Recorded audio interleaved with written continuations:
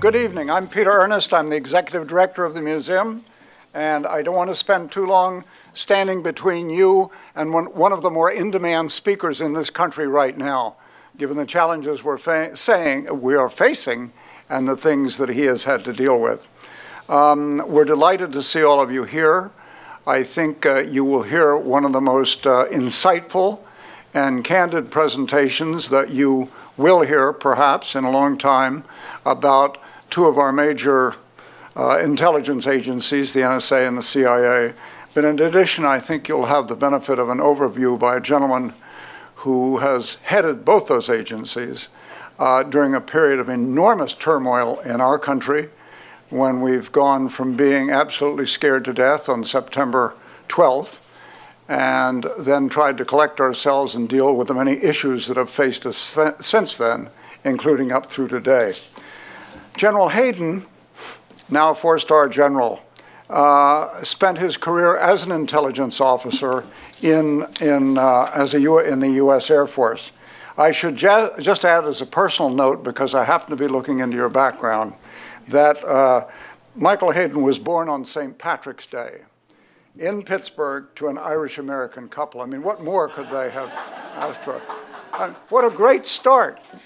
One of the things that emerges from his book, which I really highly commend to you if you are looking for issues in leadership, as well as looking for insight into the intelligence community and its relations with the president and the other people at the policy level in government. One of Mike's first jobs, by the way, General Hayden's first jobs, he was an equipment manager for the Steelers. That experience, there you are. There's one, okay. That experience stayed with him throughout his life. He and his wife now hold season tickets, and you've been able to watch a couple of the games from the owner's box, is my understanding. So that certainly stayed with you. Mike, once he became a four-star general, was in fact the highest-ranking intelligence officer in the U.S. Air Force. And as I mentioned, he was the head of the NSA for some 6 years, which is quite an extraordinarily long time. And as some of you know, during a very, very controversial period at the NSA. In both the NSA and the CIA, where he would serve for some 3 years, he faced really major I'll say leadership challenges. How he dealt with them is a real lesson, I think, in leadership, for those of you who may also be dealing with that. He is now a principal with the Chertoff Group, which advises on security issues, and he's a distinguished visiting professor at George Mason University School of Public Policy.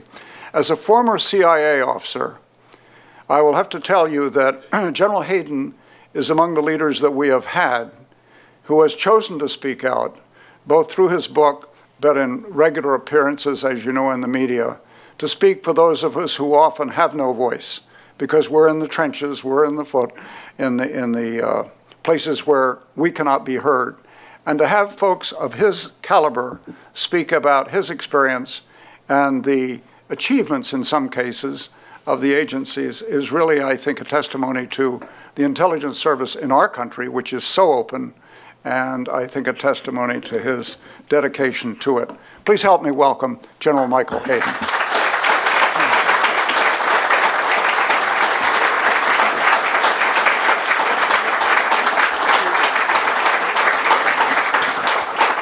He will be available at the conclusion of the session right now to sign his book, Playing at the Edge, and he'll tell you how he came up with that title. Good. Okay, well, thank you for the opportunity to come chat. That's a very generous introduction, Peter, so thank you.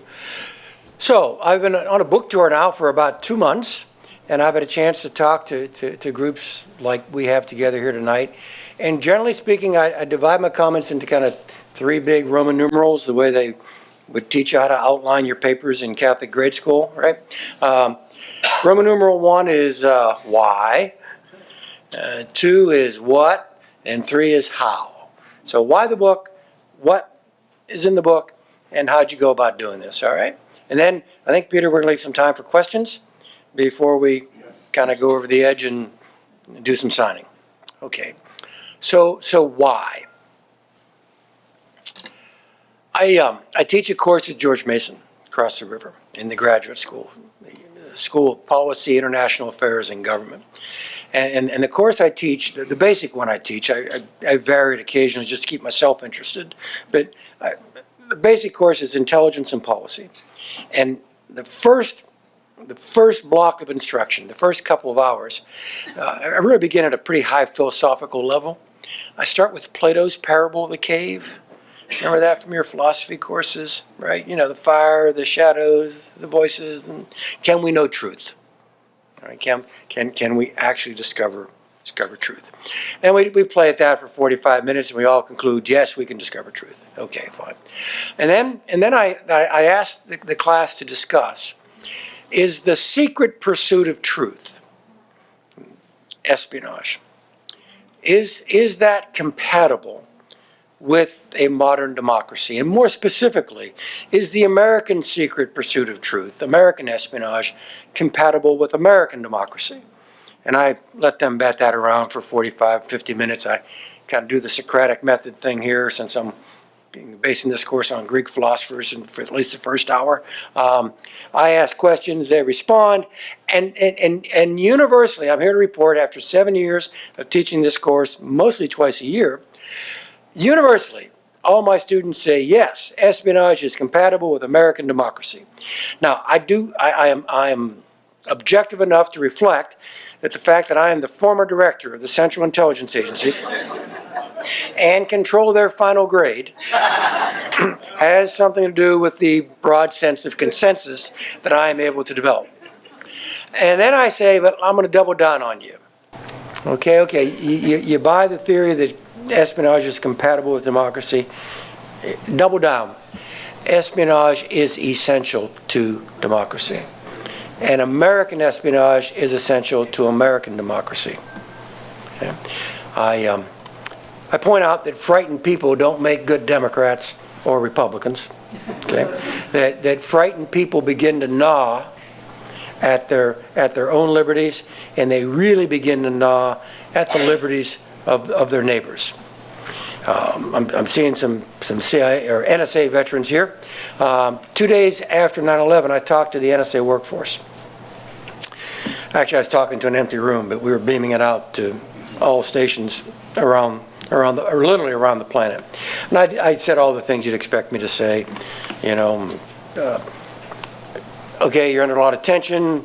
I'm sure your wife or your husband or your kids were begging you not to go to work. You're here. Look on the bright side. There are more than 300 million Americans out there who wish they had your job today. And that was actually a true statement on September 13th. I go through how we're going to handle this broadly, tactically. And then I end up with saying, look, let me give you one more big picture thought. Let me tell you what we're fighting for here. I said that free peoples have always had to balance their liberty and their security. Always, if you look at it as a spectrum, I said, we Americans, because we've been blessed with two really big oceans and friendly and or weak neighbors, we've been able to tuck our flag up here next to liberty for most of our existence. I said to the workforce, that is at risk. So let me tell you what the macro function we have is. You and I are going to keep America free by making Americans feel safe again. Back to the essentiality of espionage in terms of making our democracy a thriving, surviving one. And so if you accept the essentiality argument, I'm just going to throw out I'm just going to posit that I don't know of anything else so essential to American democracy that is so mis- or ununderstood by the American population. Most of the American population's view of American espionage is formed by popular culture. My wife, Janine, and I went to more than 50 stations and bases when I was CIA director. Not once did we run into Jack Bauer. No evidence of Jason Bourne. Didn't even see Jack Ryan. Okay. Again, that popular cultural image is inconsistent with the realities of our enterprise and of the people within the enterprise. I got done with the manuscript and chucked it up to Penguin, and they did a few changes here and there. Said, no, it's actually okay. We're about ready to go, but you need to write a foreword for the book. You need to say why it is you wrote the book. I go, oh, okay. And those of you who may have peeked at it, in the foreword, I talk about being at a place called Alice Springs in the outback of Australia. I see some folks nodding here, yeah. And by the way, any of you who've actually been part of the American espionage enterprise, before you begin to hyperventilate that I'm actually talking about Alice Springs, it has been cleared by the PRB, all right? I consider it one of the great achievements of my book, to get the CIA and NSA to say, we actually do stuff in the middle of Australia, okay? Alice is way out there in the middle of nowhere. You land at the airfield there, you get on the road, okay? You come to a T, it says Alice, 12 kilometers or something like that. Ayers Rock, 750. And that's all there is. We were there for a Five Eyes to get together, the Anglo-Saxon democracies, tracing all of their cryptologic bloodlines back to Bletchley Park, ourselves, the Brits, the Canadians, the Aussies, and the Kiwis. And we were there for a huddle, and we walked out, and I mentioned this in the foreword of the book. We walked out from the ops floor there at what the Aussies call Pine Gap. We walked out of the Pine Gap ops floor, glaring outback sun. And I turned to my Aussie counterpart who was with me and said, wouldn't you like to take your citizens back in there to the ops floor and show them what those kids are doing? And he said, yeah. That's kind of what the book is trying to do. All right, we're not going to Australia, we're not going to the outback, we're not going to Alice Springs. But to the degree I can by law and policy, I want to walk you up to the door, I want to punch in the cipher lock, I want to open the door, and I want to take our countrymen onto the other side. Introduce them to the people who conduct this enterprise, and again, to the limits of law and policy, show them what this enterprise really is. So that's the why. Okay? To actually introduce to the American people a fairly just straightforward expository narrative. Here's what American spies do routinely. So that's Roman numeral 1. Roman numeral 2 is the what. Okay, what's in the book? Well, interestingly enough, the title, Playing to the Edge, actually really well reflects the content of the book. And I didn't think of the title. That's my wife Janine's title. Okay, she read the manuscript as I was cranking it out, and Penguin, besides wanting a foreword, said we need a title too. And I'm trying different things, and she says Playing to the Edge, because she had read the manuscript. That's actually kind of a metaphor for the approach we had in the IC, in the intelligence community, post 9/11. I mean, it's Playing to the Edge, American intelligence in the age of terror. Right? The metaphor is kind of reeking with sports images. 60 Minutes did a really nice piece on the book for Sunday morning, that very popular show they run on Sunday morning. We were taping it in Pittsburgh at the Steelers training facility. And David Martin, the Pentagon correspondent, was doing the interviewing. And David and I were walking on the indoor Steeler field, all right? And I am walking along the sidelines. My left foot's about 3 or 4 inches from the chalk, and David's there with me, and he's asking me these questions. So what's the title of this book here mean? And I said, Playing to the Edge. You use the entire field. I said it, they recorded it, it ended up on the cutting room floor, but I said, for an espionage agency not to play to the edge would be like an NFL team, and I pointed, operating under direction and not to get the ball outside the hash marks, which I think all of you can surmise how successful that NFL team would be. We don't get to define the edge in the American intelligence community. All right? That edge is actually defined by the American political process, and I've actually had people who have read the book comment to me, gee, you guys seem to be obsessed with following the law.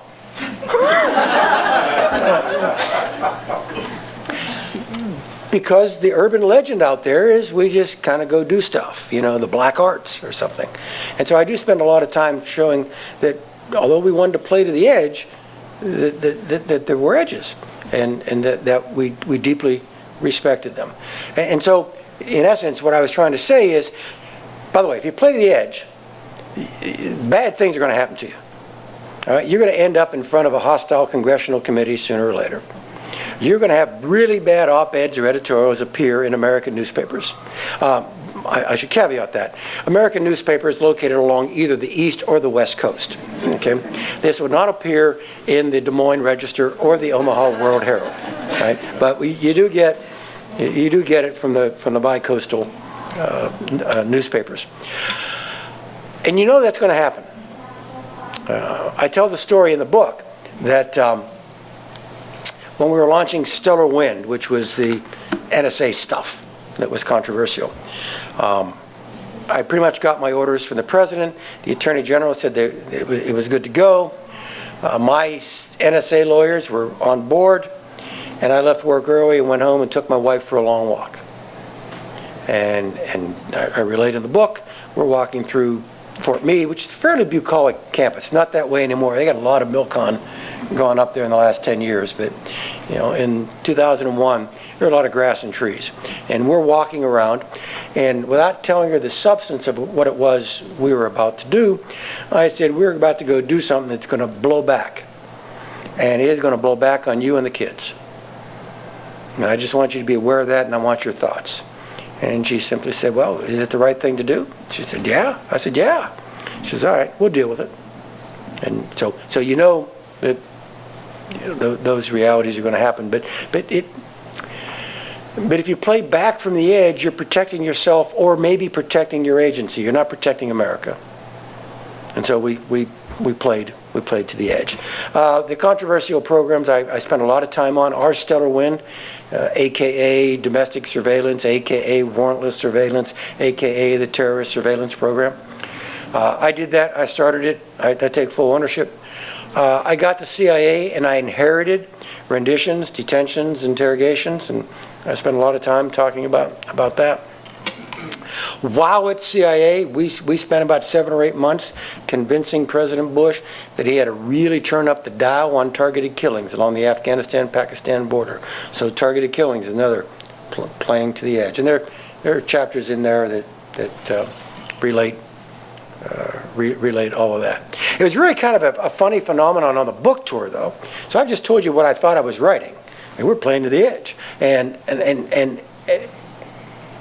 I thought that I would have to answer questions why we were playing to the edge. Why had we been so aggressive? In other words, I felt that I was going to have to be doing a fair amount of counterpunching on the tour when it came to renditions, detentions, interrogations, targeted killings, domestic surveillance, terrorist surveillance, and so on. Turned out that was really not the case. Apparently we've got this presidential election going on. and one of the candidates was acting like there weren't any edges. and actually making comments, you know. So, and in reality, there's no fooling. I spent an awful lot of the byplay on the book tour explaining, no, there are edges. and no, I don't care. We're not going beyond them. Okay, and it played out on Bill Maher on one of his shows. I'm there doing the book tour thing. Random was my publisher, and they really did a great job. I was on Bill Maher. I was on the morning shows, I was on the Sunday shows, I was on the evening shows. I was on Trevor Noah, who's the new Jon Stewart, you know. And anyway, Bill Maher. I figured, okay, this could be really dicey with Bill Maher. Actually, he was fine. And so he lets drop in the middle of the interview that candidate Trump had said, we're going to go kill terrorist families. And I go, no, we're not. I say, that's just not going to happen. And he goes, oh God, we're going to have a coup or something. No. I said, something along, I mean, this is not a verbatim transcript, but I said, Bill, look, if somebody were ever to issue that instruction, when that instruction hit the first human being, male or female, in an American military uniform, he or she would turn to the civilian who handed him or her that document and simply say, that's just not going to happen. I thought I was kind of pointing out Newton's second law of physics or something. You know, like if you let something go, it moves towards the center of the earth. You know, that if you drop something, it falls. I mean, I just thought this is just kind of a truism. And for those of you in the audience who have something of the experience, life experience I have, it is. I mean, it's just pointing out the obvious. Well, apparently it's not obvious to everybody in this country. And it created a fair amount of buzz that, no, we're not going to do that. So I was actually quite surprised. In a book in which I was describing, trying to legitimate and justify being as aggressive as we were, I spent most of the time on the book tour saying that there are actually limits to our aggressiveness. Quite a fascinating study. Another current event that really affected and infected the what in the book, I mean, it didn't change what I wrote, but it changed the discussion of what I wrote, was the Apple FBI controversy. The warp and woof, the fabric of the book is, this is never easy, it's all gray, and if you do X, you're going to pay for it in Y and Z, and that's just the way it is. Get on with your life. And I try to make those points, that these are never simple, and you're always open to criticism. One of the specifics was about targeted killing. I hate this argument all the time. You know, I don't know about that targeted killing. It kind of fits the jihadi recruitment narrative. It allows them to recruit people. You've got collateral damage. You can never avoid that totally. It alienates our allies. My God, why did you? And my response is, hey, we're not stupid. We knew that was happening. But we also knew that we didn't have many other choices when it came to taking care of somebody who's already convinced he wants to come kill you and your family.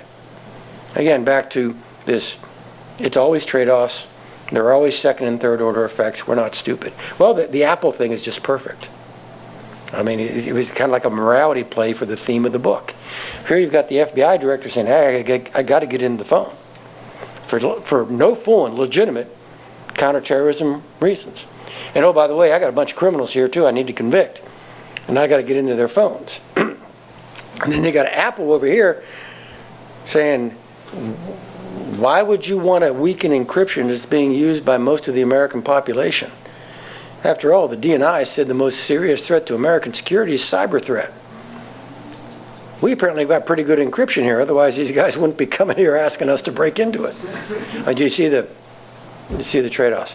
By the way, a lot of people like me, I certainly, but a surprising number of people with my background shade Apple on this. All right? Not because we trivialize the FBI requirements, but on pure security grounds.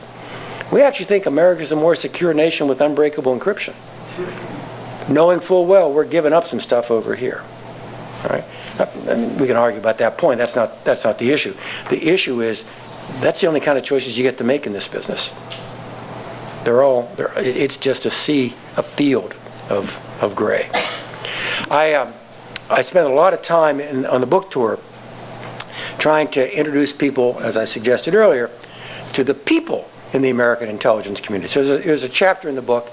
I allow myself one bureaucratic chapter for each agency. Okay, it may not surprise you. I only have one chapter for the DNI, and it's exclusively bureaucratic. But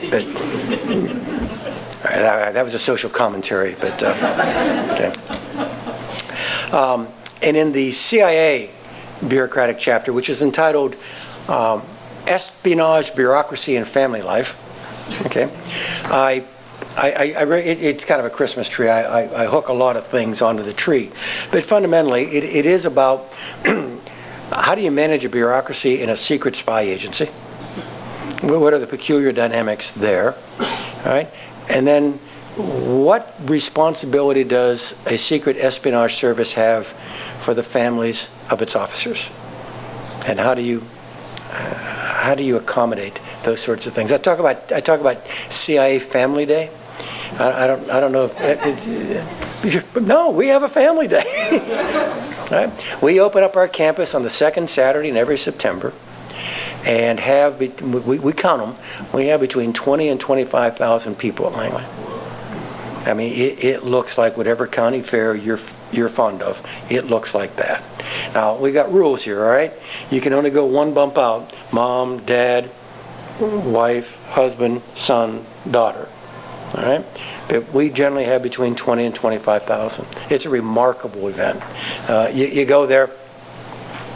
I arrive.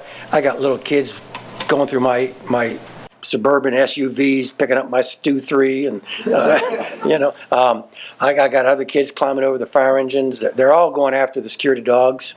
Okay. Inside the building, we allow our offices to kind of do some displays, and so one really popular one for the little kids is disguises. Okay, so they're doing that. One, I don't know that it's popular for the teenagers, but they all seem to be there. They all seem to have a parent with them, but they're all lined up in front of our polygraphers. Okay, and so I can't make this up. Okay. And I, in essence, here, one more vignette about Family Day. So Janine and I, we got an official function. We got to make a short speech. We welcome everybody. And then generally, we just go down in front of the cafeteria, which is only serving hamburgers, hot dogs, baked beans, potato salad. Right? It looks like a Sunday picnic somewhere. And we stop in front of the cafeteria, and immediately a line forms. And then you got the officers. That's all you have to do. Just go down there, stop, someone says hi, and then someone gets behind them, and then and it goes on. You're there for hours. And it's really an amazing thing. There are two kinds of folks that impressed us, or left an impression on us, all right? First of all, we're the 20-somethings, with mom and dad who had just driven up from Raleigh or flown in from Salt Lake, right? Kind of having essentially an out-of-body experience. Walking through the Central Intelligence Agency. And then you had the 40-somethings, whether a 15-year-old or a 14-year-old or a 16-year-old. And they would come up and say, Mr. Director, Ms. Hayden, it's my daughter Margaret. Margaret learned where we work today. So, hey, we're going downtown, get in the car. And they're going down the GW Parkway, make a turn, and now you're on the campus of the Central Intelligence Agency. And so an awful lot of officers used that event to facilitate the discussion they inevitably had to have. I mean, look, a lot of our officers are still undercover. They have the right to tell whomever they think appropriate about their relationship with the agency. It's their call. You realize that when they tell someone, that is not a privilege, that is a burden. And so you obviously cannot burden your child until the child is prepared to accept that burden. My wife, we had one couple there and had a young girl, 14, 15, and said, and was told that actually the mom was a case officer. And my wife kind of leaned into the young lady and said, your mom works for CIA, how does that make you feel? She says, my mom's a spy. That is so cool. I spend time doing that in the book because I just want to show to the readership, without bludgeoning them with the point, that these people went to the same high school as they did. That these people share their values. Okay? But they share their values, but they apply their shared values in circumstances most Americans will never face, and in circumstances about which most Americans will never, ever become aware. And that's the point of all of that. Let me tell you about Family Day and hamburgers and hot dogs and people in line and so on. To kind of rip the mystique away from the CIA workforce and the NSA workforce too. It applies there equally as well, equally as strongly. Peter, can I borrow your book? You've got it underneath there. You got one under there. Oh, there we go. Thank you. That part about applying your values in circumstances you're never going to face. I took pains in writing a certain section. Those of you who have read it, let me apologize because I'm going to read from the book here. It's from the chapter entitled, There Will Be No Explaining Our Inaction, which is fundamentally the targeted killing chapter. Right? The title comes from, we were pushing President Bush to amp up the targeted killing, starting in late '07 and for the first half of '08. We were describing safe havens along the Afghan-Pakistan border. We were describing training camps that had been resurrected. We were describing Westerners. I think the phrase I used was people who would not cause you to raise your eyebrow if they were next to you in the passport line at Dulles, going to these classes, going to these training camps and graduating. And so we were like I said, amping up the storyline that we got to go do something. And I write in the book a phrase I never used with President Bush, but a phrase that if this were actually a cooking class rather than about espionage, and I was boiling something down in my frying pan to the essence, if I'd have boiled 6 or 7 months worth of briefings to the president and the vice president down to their essence, it would have been formed by the sentence, knowing what we know now, Mr. President, there will be no explaining our inaction after the next attack. And that's really the message that we gave the president. So in that chapter, I do not identify who the decision maker is in this next interlude. I do not identify where this decision is made. Are you sure they're there? The one who will make the decision asks. Yes, sir. And you're sure it's them? We've got good human intelligence. We've been tracking them with streaming video. SIGINT, signals intelligence. SIGINT's checking in now and confirming it's them. They're there. How long have you had capture of the target? How long has the predator been above? How long have you been doing streaming video? How long have you had capture of the target and who else is around? A couple of hours. The families in the main building, the guys we want, are in the big guest house here. They're not very far apart. No, sir, far enough, but far enough. There's another outbuilding here, small. In the past, we've seen AQ people use it when they stop here. We're here a lot, so are they. It's a really dirty compound. Anyone in that little building now? Don't know. Probably not. We haven't seen anyone since the Pred got here and got capture of the target. What's the PK? Probability of kill. What's the PK on the big guest house look like with a GBU? That'd be a GBU-12. That's a 500-pounder with a laser guidance kit. Well, these guys are sure dead. We think the family's okay. You think they're okay. They should be. We've done the bug splat. It's actually a very irreverent term for the physics of a 500-pound bomb, showing they're not quite circles, they're irregular, hence the bug splat. Red, dead, yellow, maybe, green, okay. We've done the bug splat, but you can never be sure. Structural weakness, they walk out of the house or something.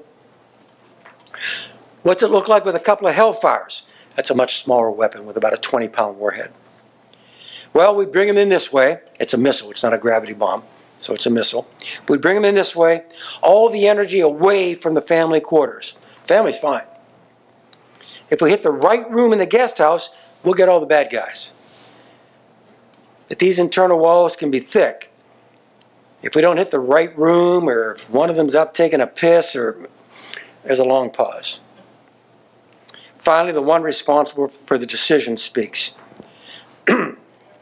Use the Hellfires the way you said. An officer leaves the room en route to the ops center with the message. There's another long pause. Tell me again about these guys. Sir, big AQ operators. He recounts names and histories. We've been trying to track them forever. They're really careful. They've been hard to find. They're involved in homeland plotting. They're the first team. They sure as hell have a track record. There's another long pause, a really long one. Use the GBU. Another more senior operator jumps from the table, sprints after the first one. In that small building, the one over there, the one they sometimes use as a dorm? Yes, sir. After the GBU hits, if military age males come out, yes, sir, kill them. Less than an hour later, the decision maker is briefed again.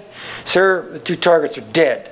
There was no damage to the family quarters, but they all left the compound pretty upset. They left quick. No effort to see if there were any survivors in the guest house. No one came out of the small building. We didn't hit it. Good. Back to the theme, applying your values and circumstances you will never have to face. Okay, and that's about as candid as I can write English prose. Okay, so that's the what. Okay, the why, come on, let me show you what we do. The what, let me not put any varnish on this. And let me show you what we do. The how. So how does a former director of CIA write a book? He buys an iPad. And whenever he's flying across an ocean or a continent, he takes the iPad with him. And he makes up his mind before he gets on the jet. He says, I'm going to write about X. I'm going to write about this here Syrian nuclear reactor in the eastern Syrian desert, a place called El Kabar. It's a whole chapter. And what I would do is I would, by the way, in my post-government life, if I ain't sitting in the front end, I ain't going on the jet. All right? I now have the right. You still in government service? Too bad. Okay? But so I got plenty of room. They did more wine, please. All right? And I'm there, just hammering away. And given 2 or 3 transcontinentals or transoceanics, I get 2,500 words, 3,000, and lots of holes. All right? It's hard to tell. I mean, it doesn't all come back. At which point, I call the agencies, NSA and CIA. Boy, I really would like to see my documents from this, or I would really like to talk to him and her and him and her and him. Okay, and the agencies would do that. Now, the document hunt was gratis. They're not technically my documents, but they're my archives, and so I have a right to see them, and so they'll go get them. No, they're not going out and getting me the memo from 2:30 in the afternoon on August 12th. Here you go, sir, it's in here, and you got this big box, which, by the way, was like going in the attic after 4 or 5 years and going through the old albums. You get to see a lot of stuff, and frankly, stuff I'd forgotten about. Why, I forgot all about them. Won't pull that one. I then also asked to be able to talk to people, and they would pass the invitation on. No one was compelled. Okay, I actually talked to more than 70 people in writing the book, and it was one of the best experiences I had in actually doing the project. I had 2 who refused. They're both CIA. One is the current, one is the former head of the Counterterrorism Center. And their response was, we don't talk to nobody, which I kind of admire. Okay? But everyone else was willing to chat. Now, I had to do it with a handler. Oh, by the way, they had to take leave to talk to me. Okay? They could not do it on the government clock. So they had to go off the clock. They didn't take leave, but they went off the clock to conduct the interview with me. Then I would take notes. I'd type up the notes, and I always had a handler doing this. And I would hand the notes to the handler, and my notes would go away. And then several weeks later, they'd call me and say, your notes are ready. And I'd go back and, pick up my notes, and there'd be big black lines through it, and redactions and so on. And then I would take the redactions home, and I'd kludge them then with the 2,500 or 3,000 words that were sitting on the iPad. I'd work that for 5 or 6 nights in a row, and at that point, I got about an 85% solution, and then I got to do a little more, and another document, another interview. Sometimes just research. Sometimes you don't have to go to the archives. These are publicly available things, and you pull things down. And anyway, I worked my way through the narrative and got it all done. When I got it done, I then had to resubmit it to the agencies for clearance approval, not policy approval, but clearance approval. And just because of my personal background, I had to submit the entire book to NSA, CIA, the DNI, and the Department of Defense. And they each had a chop at the entire book, not their section of the book, but the entire book. The 2 big chops were NSA and CIA, obviously. NSA was friendly, professional, and really efficient. The NSA model for this is they have a kind of a fairly senior committee. Okay, here's the manuscript. they take it, they read it, they huddle, they call you, you come up. And they sat me down in the room, it took about 5 weeks. Okay, sat me down in the room, they had a projector, they had my manuscript, and when there was any contention, the page was up on the screen, their marks were on the page, they say, you can't say that, you can't say this, what about this? And we just, 90 minutes, we were done. Okay, 90 minutes, we had a mutually agreed manuscript for the first 9 chapters of the book. And fairly light hand. Now keep in mind, maybe a little easier for them because their data is by definition older. I left NSA in 2005. I didn't leave CIA until 2009. So, their classification ages, and therefore there's a little more freedom. CIA was equally professional, equally friendly. That's it. They just have a different approach. They disaggregate the manuscript and go, okay, terrorists living in North Waziristan post 2001. All right, that goes to GS9 Shmuckatelli. And GS9 Shmuckatelli then, who actually has important work to do, and this manuscript is not in that description. You got to wait till Shmuckatelli gets around to it, and then they were good. It just took longer, right? And frankly, since the CIA stuff was more current, all right, and frankly encompassed covert action, which the NSA stuff by definition cannot, all right, you can see why they had to be more careful, right? It took months, but we got it done. I had to make some changes, They say, you can't say 1,400. Okay, fine. What can I say? More than 1,000. Okay. I wrote it in. There was one instance where one agency said, you can say this, but you can't say it here. You move it out of that chapter. All right. Which, I don't know if you detect it. It creates a little white water in the prose. It gets a little choppy. It doesn't flow as smoothly, but it's all there. At the end, there are some things I never try to write about because I thought they should never be made public or not public yet. There are a bunch of things I thought I could write about and should write about, and I wrote about them. Everything I said just now is in the book. Everything I thought I should write about is in this book. I got it cleared, and I feel very, very fortunate that happened. So it is what I wanted it to be. And so if any shortfalls, don't blame them, blame me. I talked about the essentiality of American espionage.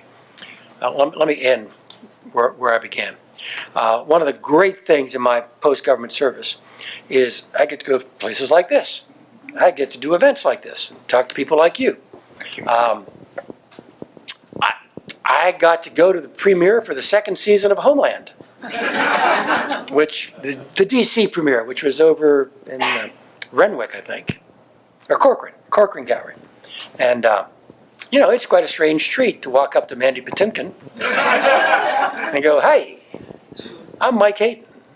I used to play the director of CIA too." In one of these evenings, we got invited to watch the Washington premiere of a series far less successful than Homeland called Turn. It's just coming back on. Season 3 is coming back. Yep. It is about the Culper spy ring on Long Island during the Revolutionary War. Right now, Season 2 is getting a little more away from the historical record. Season 3, I think they've got cowboys and space aliens before they're done. But Season 1 was pretty tightly tied to the Culper narrative, all right? And so that was great. We got to watch the first episode, and Janine and I, my wife and I, we watch this routinely. We enjoy it, all right? And then I got to be on a panel at the end. So I'm there on stage. I think Martha Raddatz is doing the interviewing, and I'm there with the historian who wrote the basic text on which the play narrative is based, the director, and then a couple of actors, right? And we're there talking about Turn. So they asked me, "What did you think?" I said, "I thought it was great." And they said, "Well, why? Why'd you think it was great?" I said, "Well, it shows that the nation's first spy master was the nation's first president." Okay? And oh, by the way, you don't say it in the book, but I know, he actually insisted, when he became president, he actually insisted on a covert action budget. So we're 44 for 44 when it comes to presidents wanting to do. I said, this is as American as apple pie in baseball. It goes back to the roots of the republic. It is who we are. But then I hummed a few verses about what I said earlier, but it's misunderstood.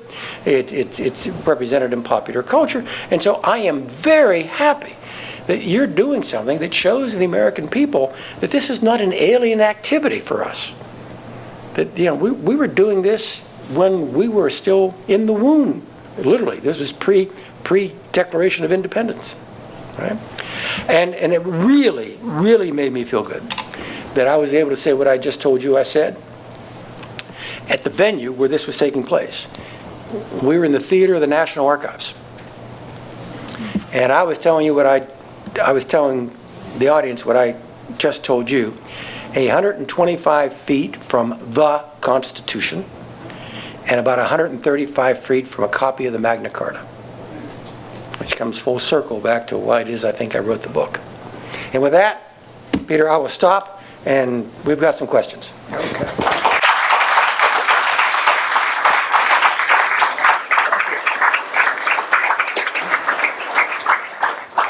Thank you, Mike, for a very, very stimulating and insightful presentation. I think you can all see why so many of us were so proud to serve under someone who was willing to play close to the edge. So, and born on St. Patrick's Day.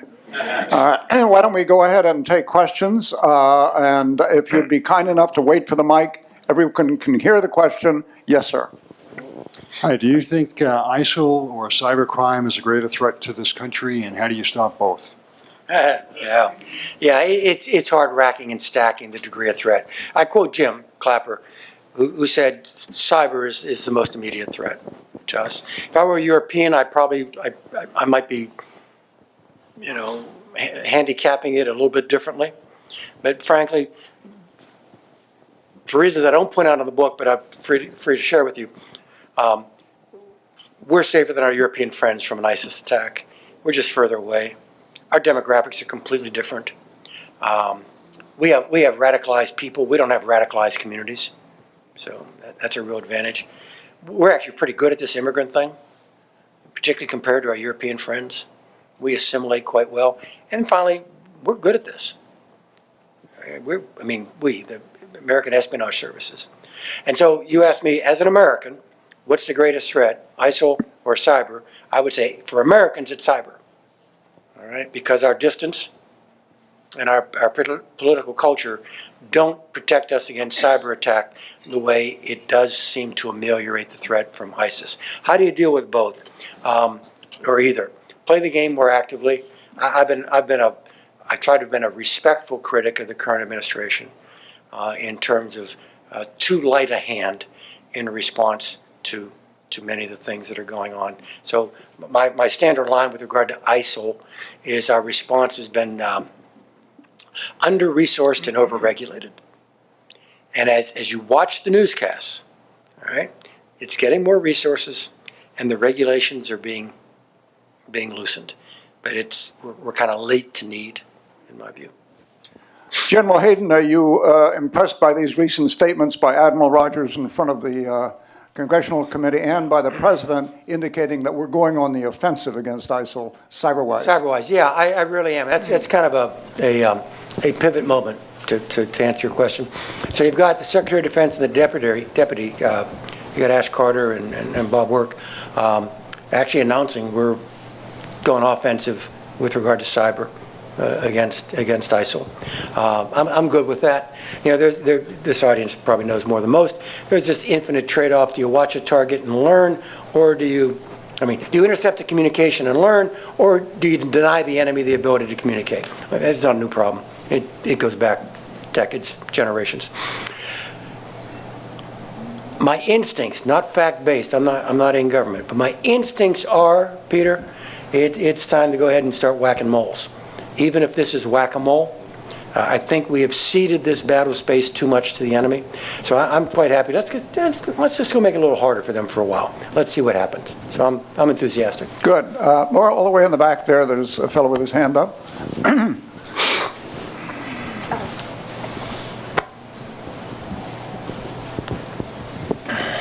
Yeah.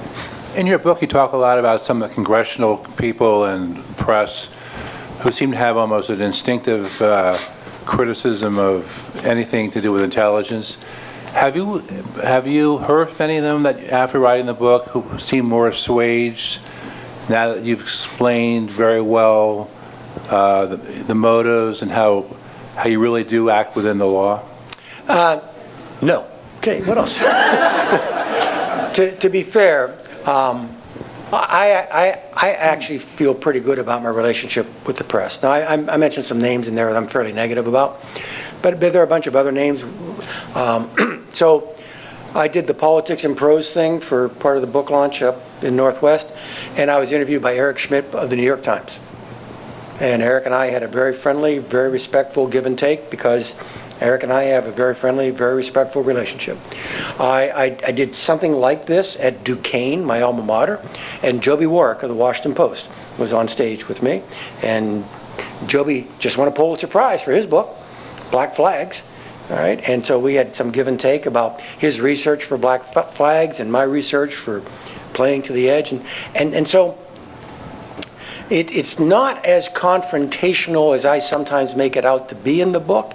There are very good people in the profession, but I feel as if there were points I had to make, and so I made them pretty clearly, in as clearly as I could, in the book. But I admit, I'm very candid in the book. This is not a problem we're going to solve.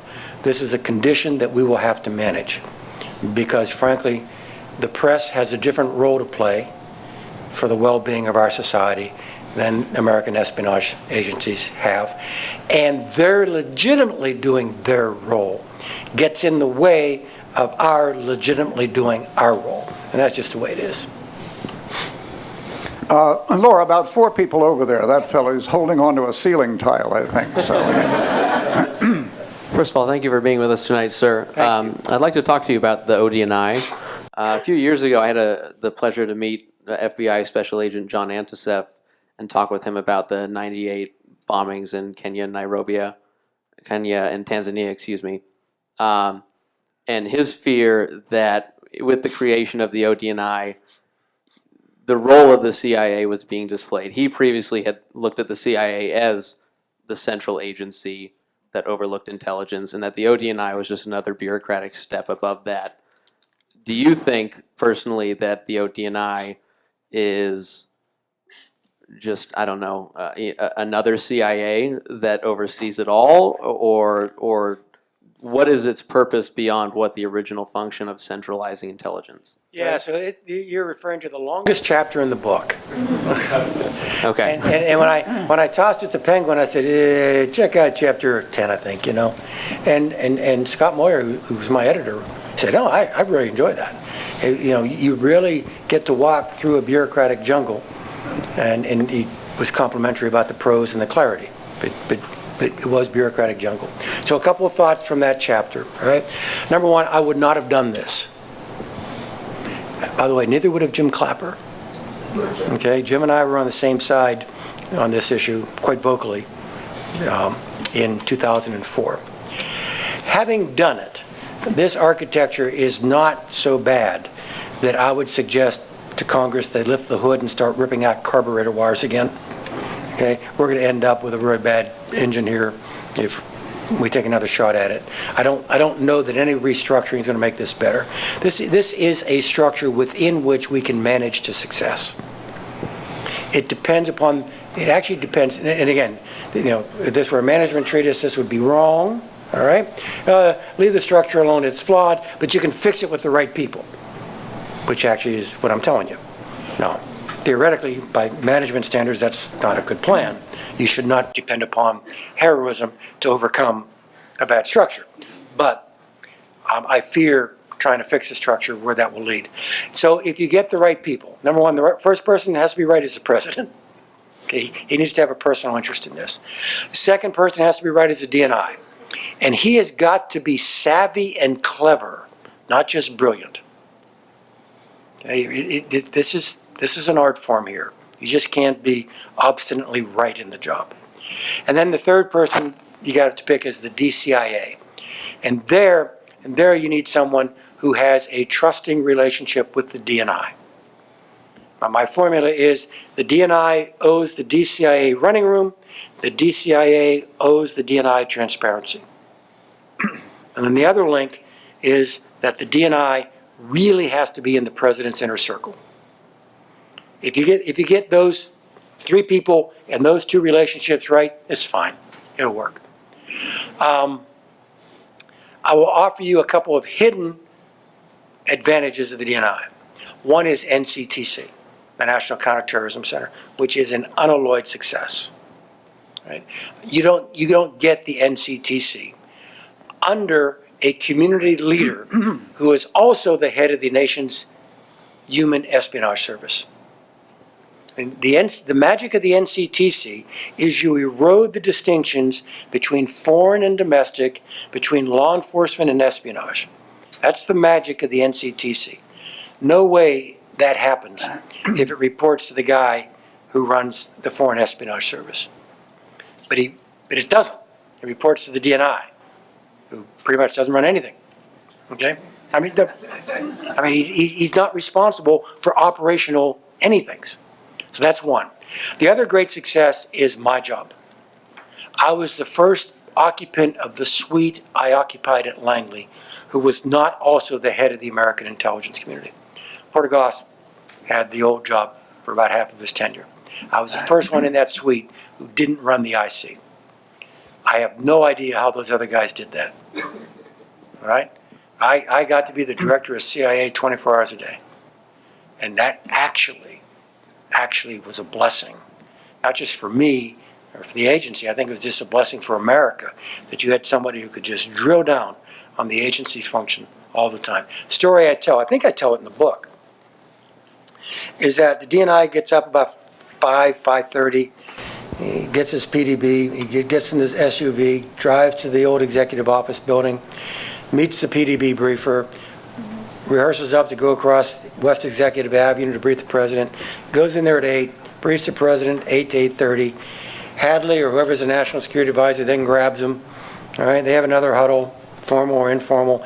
Maybe have an NSC meeting at 9, I don't know.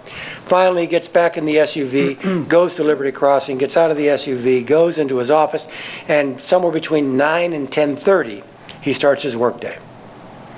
I've been at work in the office for 3 hours by the time he starts that. It's a real blessing. So again, and where I began, I wouldn't have done it. All right? It does introduce those dangers that your friend suggests, but it's a manageable structure.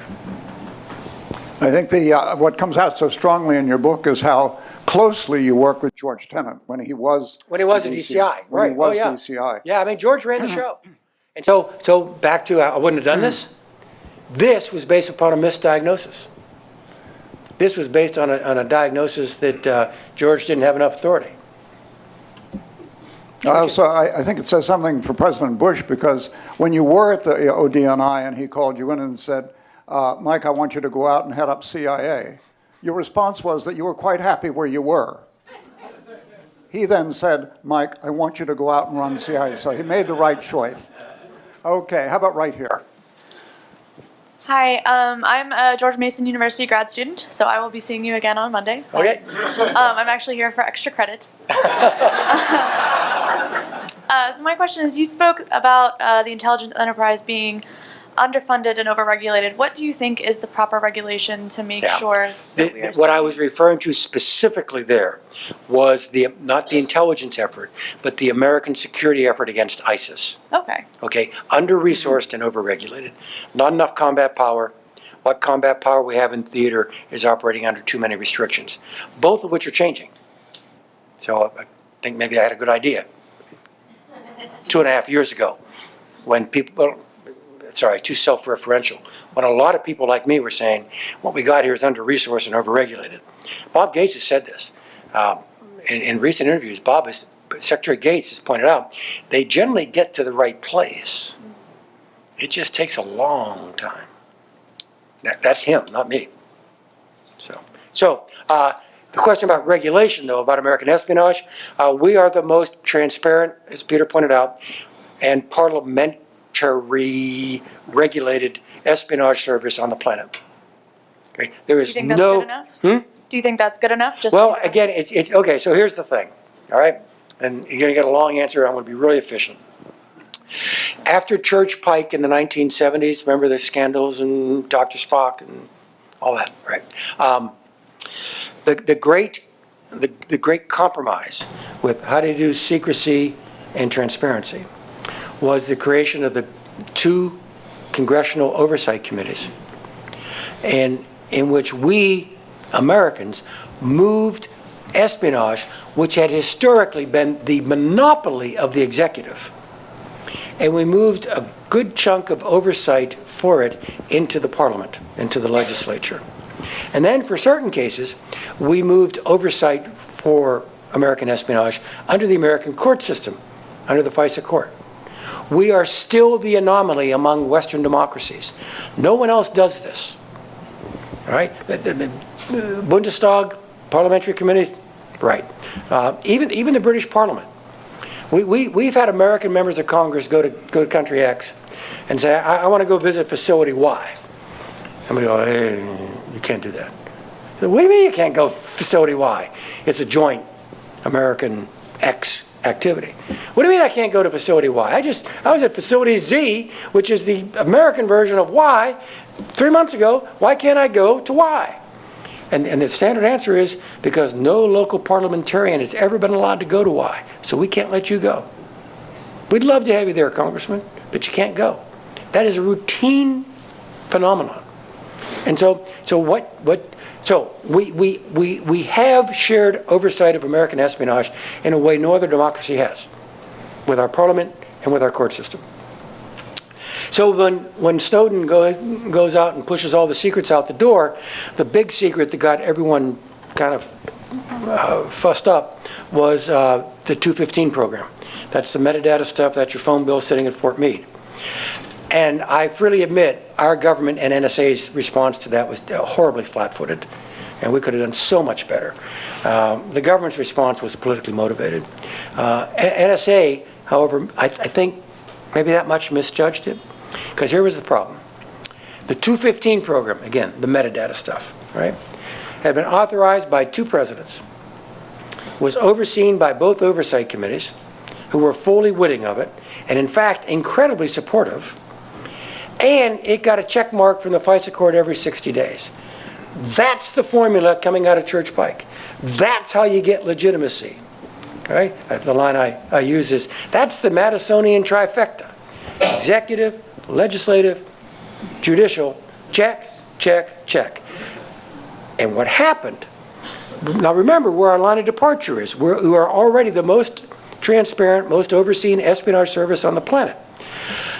But what happened is the political culture underneath the Church Pike solution had actually shifted, so that Church Pike was kind of hanging out there cantilevered with no fundament underneath it. And so when this goes out public, a lot of Americans get really exercised about it, and not all of them had tinfoil on their heads. Okay? There were a bunch of kind of solid citizens saying, whoa. NSA saying, whoa, whoa, whoa, whoa, why are you hyperventilating about this? I got the president, I got the Congress, got the courts, we're fine. And the fact of the matter was, they weren't fine. The political culture had shifted. And so, again, an awful lot of centrist Americans said, interesting theory, Hayden, but what you just described now constitutes consent of the governors, not consent of the governed. You may have told them, but you didn't tell me. And so now the answer to your question is, I don't know. The answer to your question is, we are now, that is the grand debate. That is the great discussion.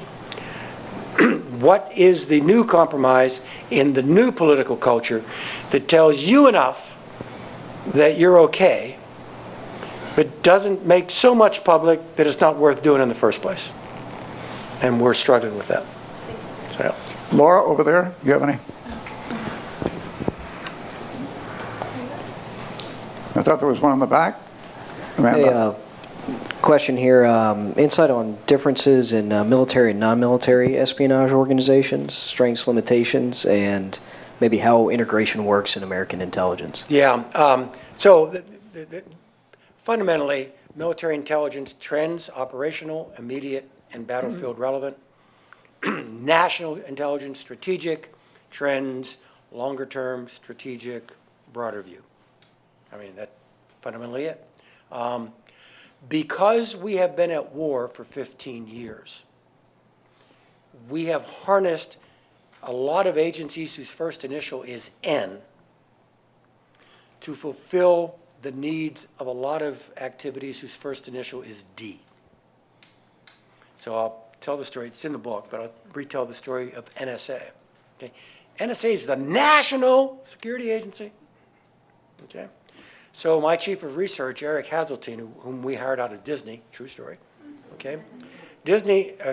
Eric goes to Iraq, spends a couple weeks there. Me, I blow through in 3 days and move on, but Eric spends time. And he comes back and says, I got to talk to you. It's okay, fine. He says, this is SIGINT support now to American warfighters, okay? He says, they love you at MNFI. Mount Mosen National Force Iraq, the international headquarters. You're a pretty good guy at Corps, too. Division thinks you're a nice guy. They don't know who the hell you are at brigade. Okay, you see I'm echeloning here for you, right? And because of that, we decided that we had to increase our, not just our products and services, but our physical presence at brigade and regiment. Army brigades, Marine regiments, right? And so now you have the National Security Agency providing tailored, exquisite, detailed, operational, present tense intelligence to brigade headquarters, okay? That is doctrinally wrong, right? But we did it, I mean, enthusiastically, because we had Americans in harm's way. You do the right thing, okay? And so what's happened over the course of 15 years is that an awful lot of our intelligence functions have been harnessed to the needs of the battlefield. And frankly, that is not cost-free. That's at the expense of stuff. I would offer you the view that a whole bunch of what we now call analysis in the American intelligence community is really targeting. It's targeting for action, it's targeting for collection, or it's targeting to make sure you don't get on an airplane. But it's disambiguation. Right? Dave Petraeus came to the House when he was nommed to be DCIA. He and Holly came in, had breakfast with me and Janine. Dave was talking to all the living former directors, filling out his notebook. We're walking out. I do a pull aside at the end and say, as they're walking to the front door, as the ladies are, and I say, Dave, one more thing. CIA, but Dave, this is not a criticism. I did this, all right? So I'm not criticizing Leon and the folks there. CIA has never looked more like OSS than it does right now. And that's a good thing. America's safer. But you got to keep in mind, Dave, it's not OSS. It is the nation's global intelligence service. And you're going to have to struggle every day to remind yourself and the institution they've got this broader function. So there are distinctions. But because of the demands of war, this is almost like gravitational pull. The national agencies are going to be pulled more and more into battlefield performance. And by the way, we are awesome at it. There's a line in chapter 3 in the book, Going to War. The last line, last paragraph in chapter 3 has a sentence. If you radiate on an American battlefield, you're going to die. That's how much we focus this massive enterprise to the needs of combat, which again is virtuous in its own way, but it comes with a heavy cost. Okay, General Michael Hayden, thank you so much Thank for you. a very stimulating evening. It's terrific.